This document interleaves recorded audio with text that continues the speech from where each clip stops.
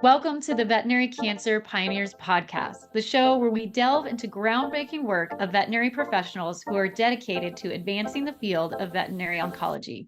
I'm your host, Dr. Rachel Venable, and I'm thrilled to embark on this journey with you.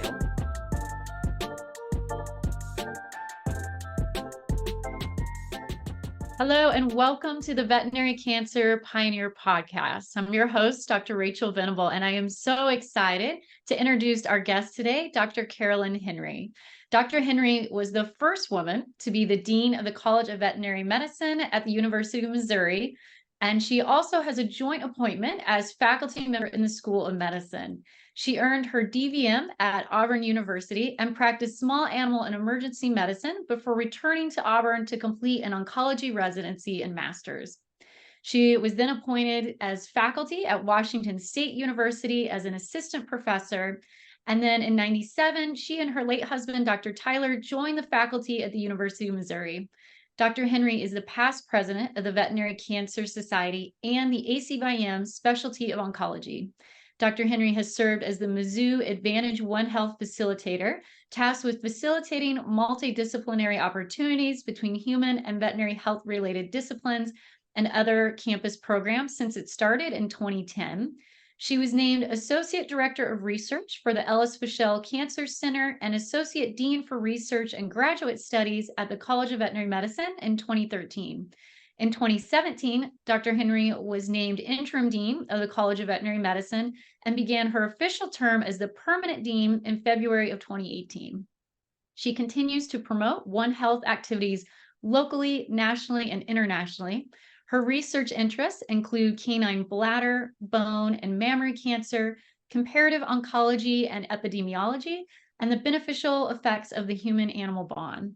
So without further ado, please join me in extending a warm welcome to Dr. Henry. And I have to say, when I think of a cancer pioneer in our field, your name, your image comes to the forefront of my mind. I feel like you've been so instrumental in our discipline and how our specialty has evolved over time. So I am so honored that you agreed to be a guest today. Oh, it's my pleasure. It's been a fun journey, and I'm excited to talk about it with you. Oh, well, thank you. And we do always like to learn more about people's journey. And, I'm really interested, back when you decided to do oncology, what got you interested in that? Because it was pretty new at the time, right? What made you want to go into veterinary oncology? Yeah, it's interesting. So I had somewhat of an exposure to oncology in vet school, but it wasn't a rotation. It wasn't what it is today. And I went into a small animal practice and just a general practice. And what I found is that the cases that interested me the most ended up being oncology cases.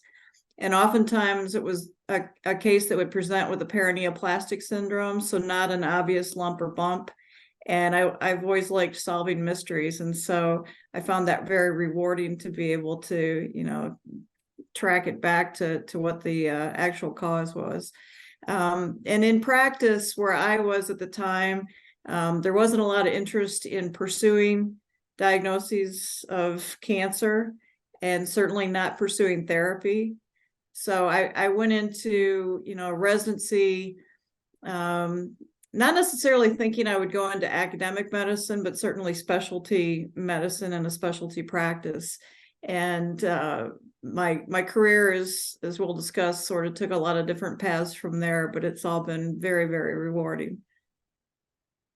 Oh, that's really interesting. I love how you like the mystery. You didn't like the obvious bump, you wanted it more complicated. Right. Can you tell us a little bit more about your journey? I mean, yes, you've had quite a career from starting in Auburn down in the South and then becoming, all the way up to the dean of the vet school at Missouri. So, can you share some of those highlights and just some of the pivotal moments you think that brought you to where you are? Sure. And I'll start out by saying, usually when you go on a journey, you've got a destination in mind. And none of this was the destination that I had in mind. But sometimes your GPS, as you're traveling, you get into an area where there's no cell coverage and you kind of got to wing it. And that's kind of how things progressed for me. So, as I said, when I was in vet school, I certainly didn't see myself doing anything other than general practice. And going back into an academic career was not on my radar for sure. When I got back into oncology, it was a perfect fit from the start. It kept me interested. At the time, I've shared this story probably with you and others before, that it wasn't a residency at Auburn and they weren't intending to have one, but I really wanted to go. I wanted to stay in that area at the time for personal reasons. And so I offered to do an unpaid residency if they would allow me to moonlight at 2 different emergency clinics. So that's how that started. So it was the worst paying job I've ever had in my life, including, the job I had when I was 12 years old, cleaning out kennels. But it was also the most fun I think I've ever had. And it was so rewarding. And I just knew I was where I was supposed to be at that time. Went from making no money to getting offered a position on faculty. And that was, I think I made $55,000 my first year on faculty, which was quite a step up. And in that role at Washington State, they didn't have oncology there to start with either. And I was working through internal medicine. And so, being able to try to start something new was exciting. When we moved to University of Missouri, same story.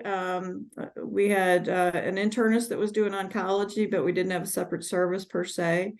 And so I think I've always enjoyed a challenge and something that feels like it's going to have an impact. And that was the case in oncology. It just naturally progressed very nicely at the University of Missouri. And being in an academic setting, I got really the best of many worlds. I'm kind of a short attention span person. And I liked the idea of you're on clinics for a certain amount of time, and then you're doing research for a certain amount of time, and you're teaching both in the clinic and in coursework. And so that variety has always kept it very interesting for me. And, further that with comparative oncology and the linkages that we have with the med school, really seeing how what we do in veterinary oncology can ultimately have an impact on human cancer therapy and diagnoses, that has been very rewarding. So every step of the way in oncology, I've been able to see how it has a real life impact. And that has kept me interested in it for 30 plus years. As far as going into administration, that I'm still shocked to this day that I ended up going down that route. But it was a series of kind of falling into positions. A lot of times through my history, I've been asked to do something on an interim basis, and that sounds like, okay, that's not permanent. I can try it, and if I don't like it, I don't have to keep doing it. But in almost every instance, it turned into then a permanent position, if you will. And that included the deanship. I really was interested in becoming an administrator to have an impact that was larger than what I could do as an oncologist seeing cases in the clinic.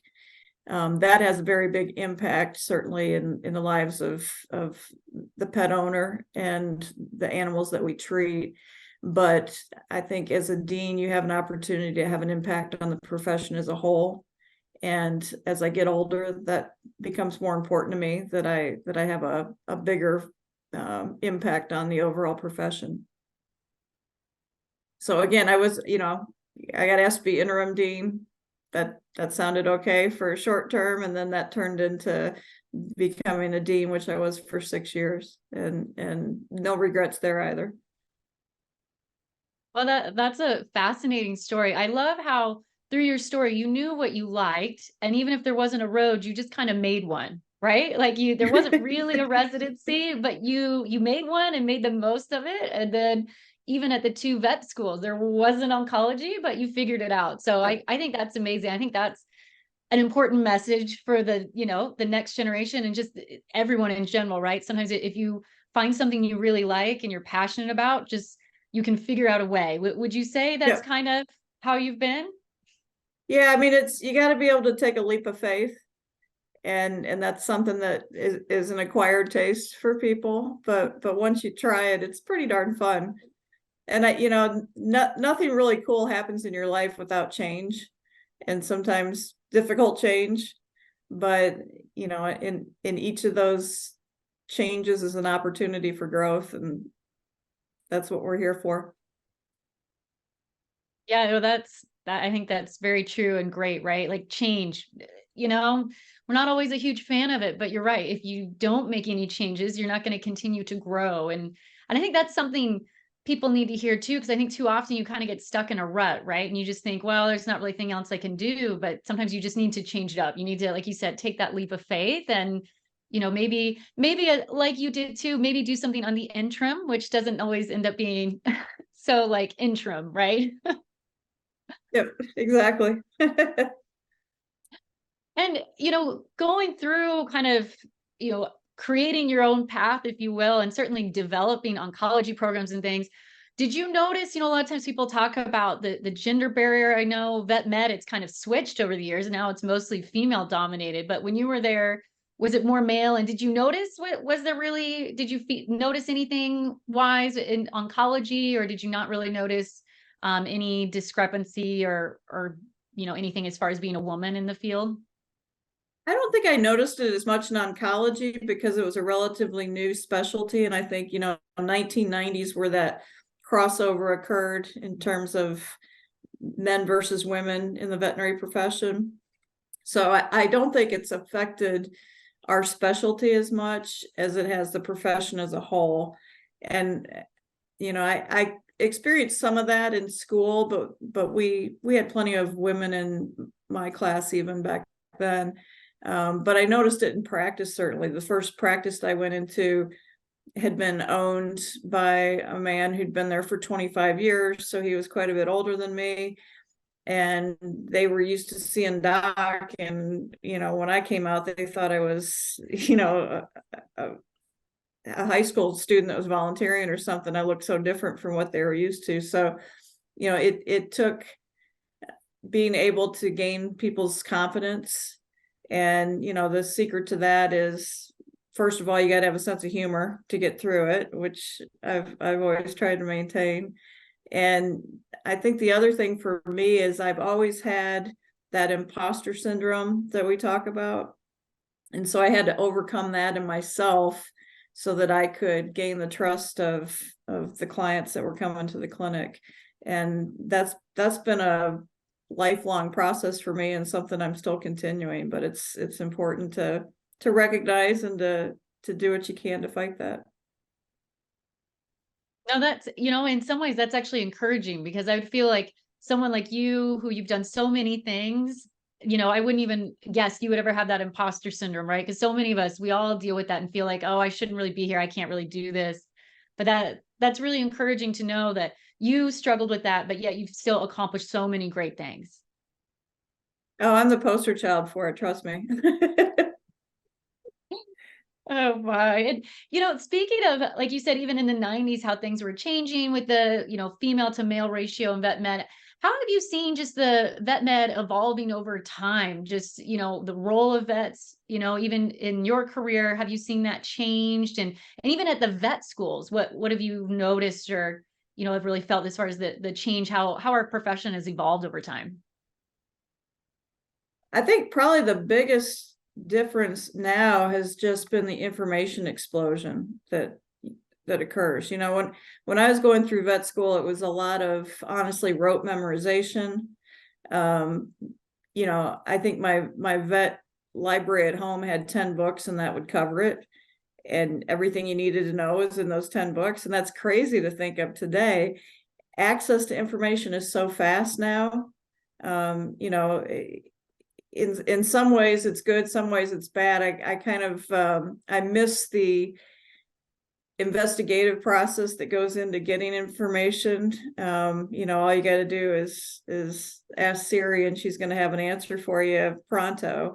and there's no going to the card catalog and looking for a book that's out on loan and you've got to wait for it. Everything is accessible. But the downside of that for our students is, how can you master all that information? And so the way that we teach has changed in that we're more about teaching students how to get good information and how to interpret information as to whether it is reliable or not. So that's a big part of it. And how to become a lifelong learner, because things that you learn in vet school are going to be outdated probably by the time you graduate. And so how do you continue to grow into the profession and get access to that knowledge, and then be able to distill that into something that can be a diagnostic and treatment plan for your patients? I think AI is going to do the same thing. If you look at what AI can do for, interpreting radiographs, cytology, I think all of that's going to change. And there's one camp that is probably always going to try to fight it, but that's useless or pointless. I think better to embrace it and say, okay, what are the good things that can come out of this, and how can this make the profession even better? And then I think finally the role of the veterinarian has changed in that there's so much more that we do.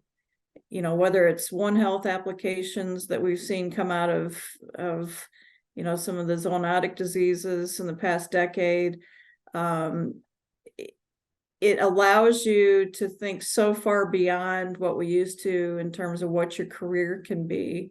And even better than that, you can reinvent yourself multiple times in your career. And that's what's fun about the veterinary profession. You're not, stuck in one particular aspect of the profession. If you do that for 5 years and decide that's not for you, or you're not interested in it anymore, there's something else you can do. And I think that's something that we need to train students to be open-minded, to make sure that they're taking advantage of their vet school curriculum and training to learn all those different possibilities and to set themselves up for success in a career that can be very fluid.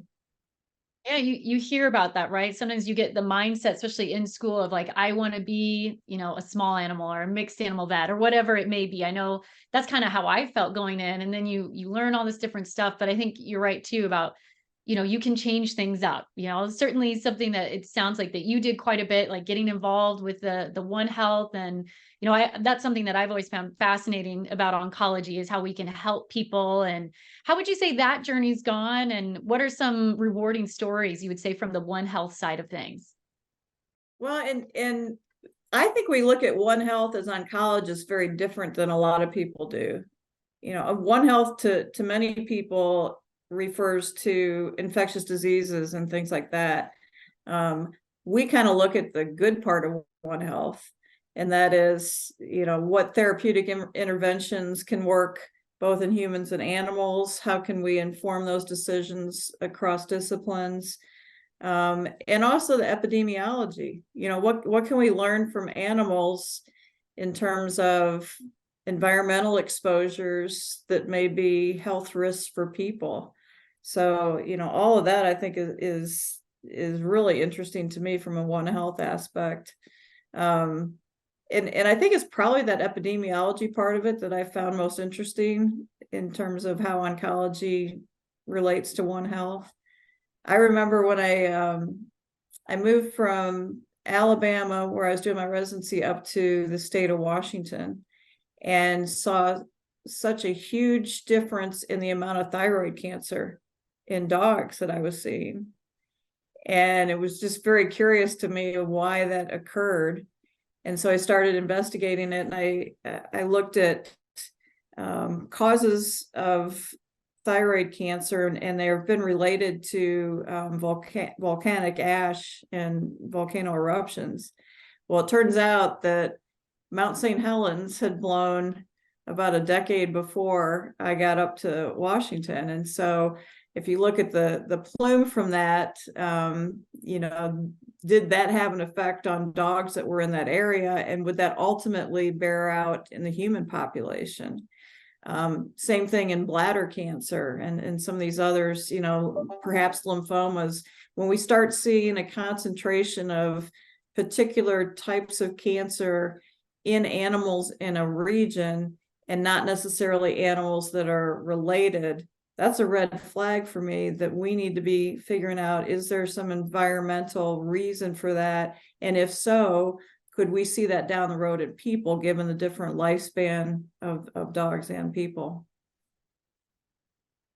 And I agree. I think that's really fascinating and trying to put those pieces together. I love how you did get that mystery together, right? With the volcanoes and the thyroid cancer. That's really, really creative.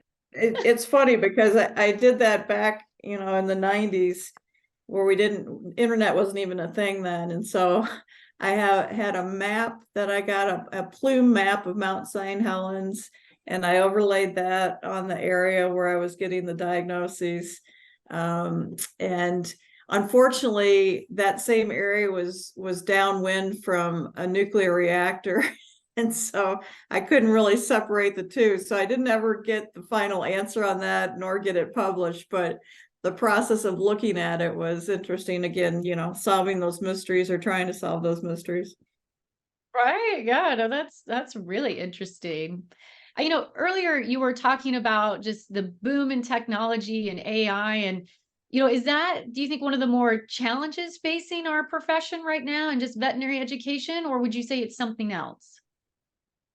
Oh my gosh, so many challenges. I would say the big one right now, and it's even controversial, is the workforce, and is there a shortage? And there's a differing set of opinions on that. Some say no, there's not a shortage, it's just we're not efficient and we need to look at how we can improve that.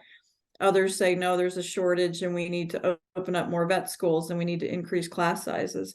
And I think reality lies somewhere in between those two opinions. I think certainly I believe there are shortages. I think if you ask any dean of a vet school right now, they believe there are shortages. And that's one of the things they hear from their alumni is, why can't I find veterinarians to hire?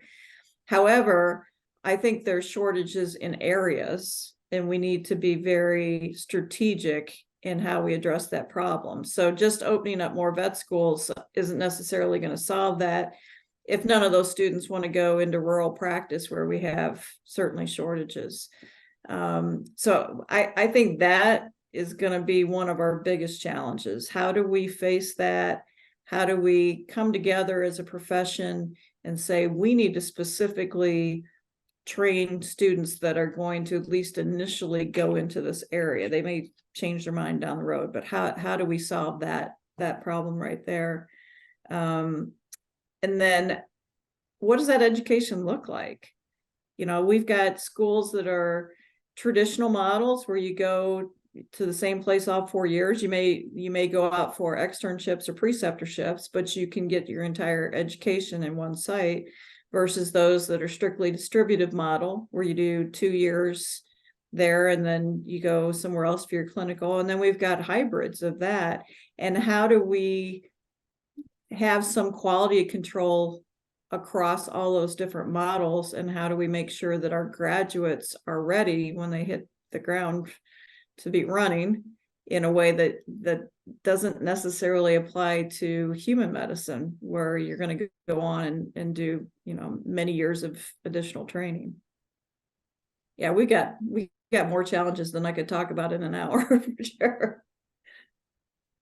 Right. Those are all some really good points. And I definitely hear differences, even where I am down in Arizona, it seems like there's a shortage of vets. Like, people will tell me how long they have to wait to get in. But then there's other places, I talk to people, where they say like, no, we can get them in right away. So sometimes it does make you wonder. It's like, is the pet owner exaggerating? Is the vet maybe thinking they can get them in sooner than they can? Like, I don't really know if anyone, and maybe this, is anyone doing like surveys or any way to try to better answer that question?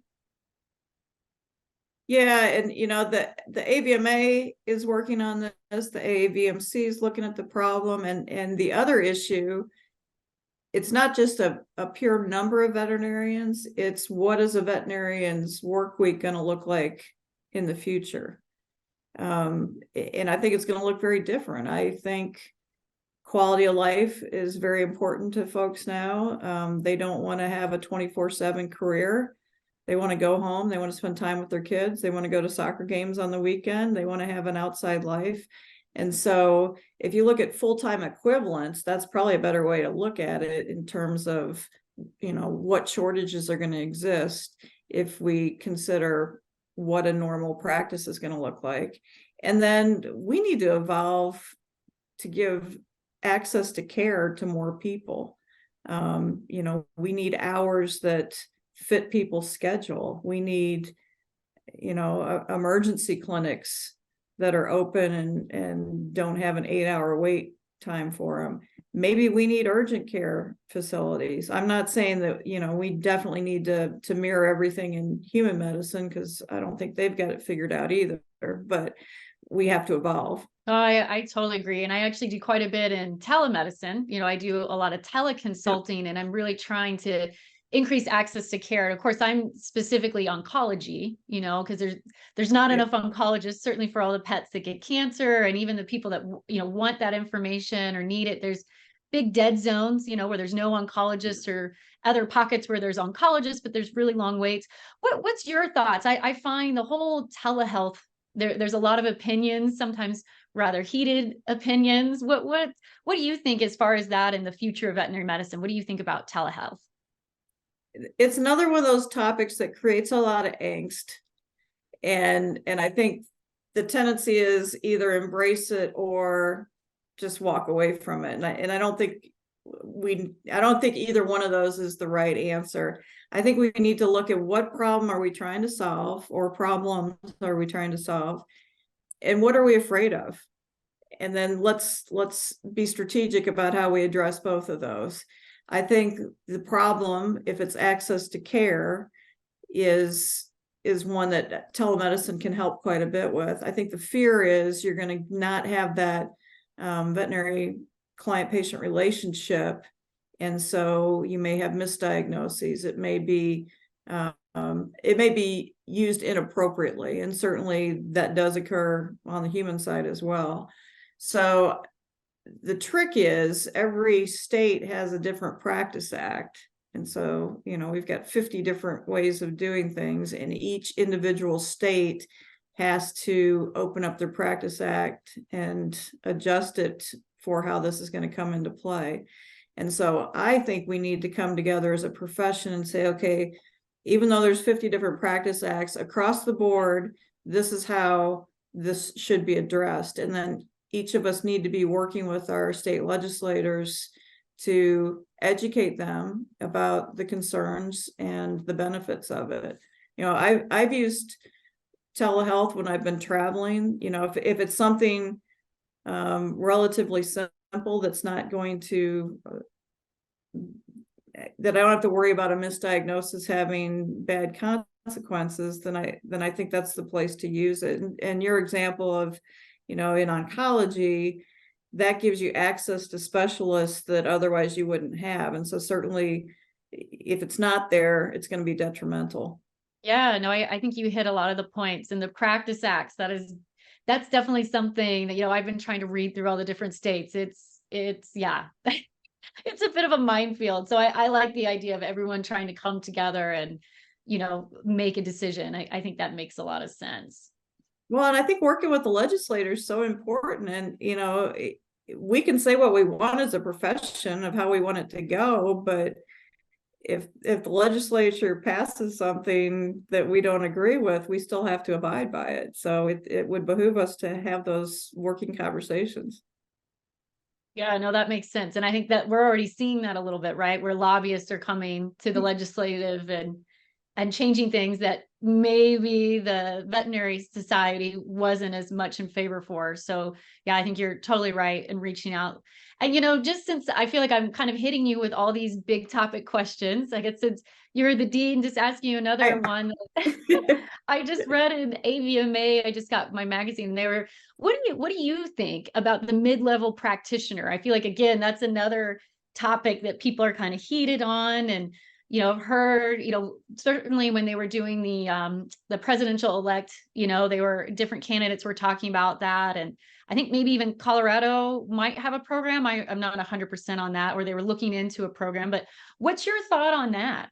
Yeah, that's a really hot issue right now. So, the two things that are kind of at the forefront of that, the state of Arkansas through their legislature basically opened the door for a mid-level practitioner. And so that has caused some angst, again, related to that veterinary client-patient relationship.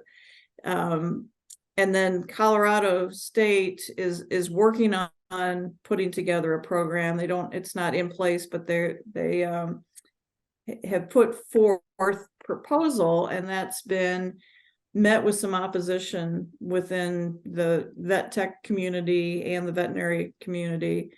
And it gets back to that, okay, then what are we afraid of?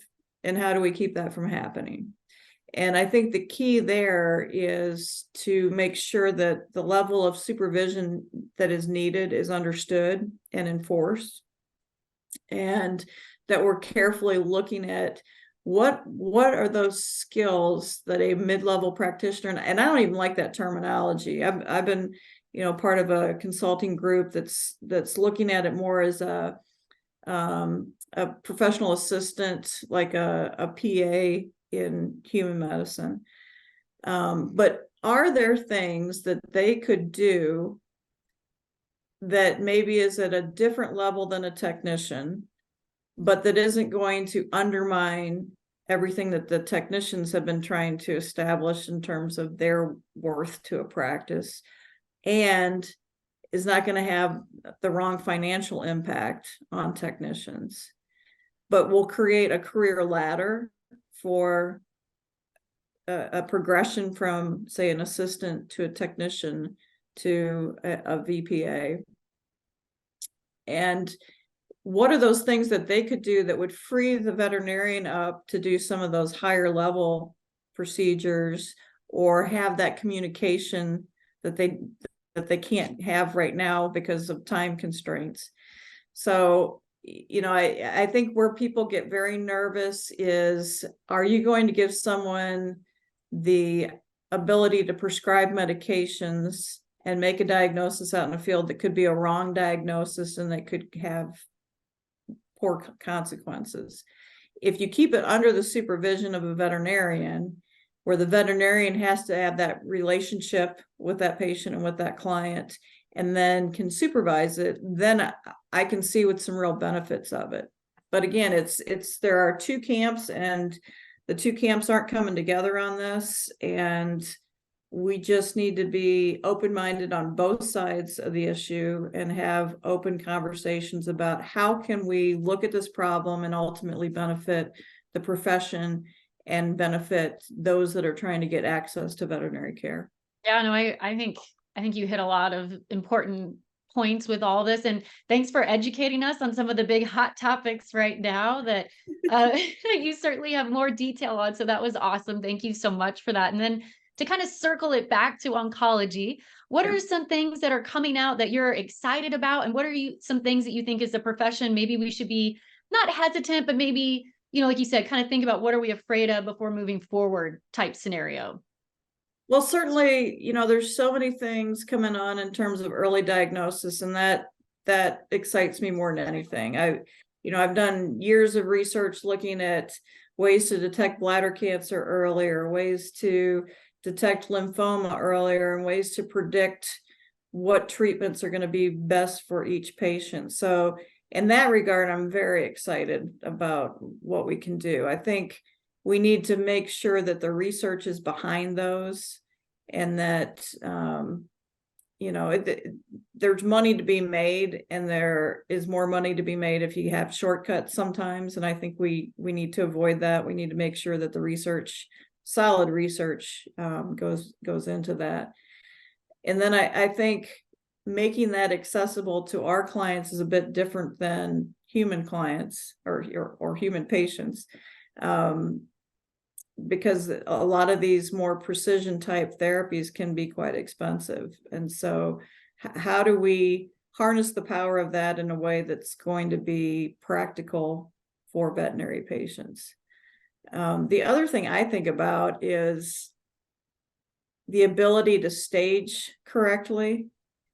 And with the imaging that we have today, we were wrong a lot with previous imaging. And even going back to the most well-designed clinical trials of their time, if we were relying on chest radiographs and physical exam and, maybe limb radiographs and osteosarcoma to determine whether a patient was in remission or not, we were going to be wrong a lot, and now that we have the nuclear medicine capabilities and they're becoming more accessible and CTs are more accessible, I think we can do so much better job of staging the patient and then making great decisions about, informed decisions about how to go forward. And then finally, we've got an opportunity in veterinary medicine to do way more with cancer prevention than I think they'll ever be able to do in human medicine. As we learn more about genetics, breed predispositions, we can have smart breeding and make sure that those lines that are prone to certain cancers are improved through the information of those genetics. And we can control things better, like environment and exposures and diet. And that's not going to happen anytime soon in human medicine, if ever. Right. Especially the diet, right? I feel like in people, it's so hard, but dogs and cats and things, it's a little bit easier. But a lot of people, kibble is pretty easy, or some kind of canned, like versus like when I have owners that are starting to do those home cooked diets, it's just so much work. I feel like a lot of them, I wouldn't keep up with it. So yeah, I think you're right. Like, what can we do with diet and breeding? Yeah, that is all really interesting. And one other point I certainly don't want to miss is, you in your career has gone up and done so much leadership, first woman dean at the University of Missouri. What advice do you have for just the diversity in leadership, for the up and coming vets or even people that are here maybe interested in leadership? Like, what tips do you have for people? Well, and when you say diversity, that can mean a lot of things. I think we need diversity of thought in our academic institutions. And for many years, we've been sort of an echo chamber of agreement. And so bringing different perspectives in is super important, whether that's, gender, whether that's race, whether that's, life experience. I think that's always going to be very healthy, not just for academic institutions, but for the profession as a whole. And I think it's getting easier. I think there's less stigma around many things today. And I think that entryway into leadership has been opened up quite a bit. I guess my advice is in leadership is you've got to go into it for the right reasons. And if the reason you want to go into leadership is because you want the prestige or you want the access, that's the wrong reason. I think you've got to go into it with a servant leadership mentality where you are putting yourself in a role to help those that you represent and to advocate those that you represent, advocate for them. And if that's where your heart is, and that's the reason you're pursuing it, you're not going to go wrong. I'm the easy advice is do the right thing in all situations. And if you can go to bed at night knowing you did the right thing, then you're where you should be. Oh, that's great. I feel like there's so many good things from that. I love the diversity of thought. Sometimes I feel like people get so caught up in diversity, but if everybody's just saying, yes, you're right, what difference does it make? People need, coming in different experiences, different, everything, just different thought. I think that's perfect and so telling. I love the servant leadership, I think that is such a big thing because you're right. If you want the prestige, which that's sometimes unfortunately what attracts people in the beginning, but I can see where that it's just not going to last. It's not going to be healthy. Maybe not the leader you want to follow, right? If that's the whole goal. And leadership is hard. I mean, it's hard. It's lonely. It's, just going from, being a clinical oncologist to being a dean, you feel like you're the same person, but everybody else sees you differently. And so, I think it's being able to put yourself in those positions, but also to be vulnerable enough to say, I need help with this, or I need advice on this particular topic because I don't have the background to know what you know about it. Right. No, I hadn't even thought of that, but that's probably true. It's lonely. It's different, right, than it was. So Yeah. that's a good point that probably I hadn't thought of before. So definitely a good point to make, and interesting to think of that. But well, Dr. Henry, I thank you so much for being on this podcast. I know for me personally, you were a huge reason how I got into oncology. I, followed everything. And I also, you mentioned quality of life earlier on this podcast, and that was one thing as a vet student. I do remember you always said cancer didn't happen on the weekends. And that was something that really resonated with me. I was like, oh, I do kind of like that. The surgeons are here all the time. So anyway. I thought dermatology didn't happen on the weekends. Right. No, that was a great phrase that really fit with me as a vet student for sure. And just, yeah, all the One Health, everything you guys did there at Mizzou was certainly instrumental for me. And I know you're affecting so many people long since then and beyond. So again, just thank you so much for being on this podcast. And before we go, do you have any recommendations of other people you think that would be great for this show? Well, I was listening to Betsy Hershey on podcast, and she mentioned Mary Kay Klein multiple times, and that's somebody I had thought about even before listening to hers, but just in the fact that she's taken a different path than I have, certainly in terms of specialty practice.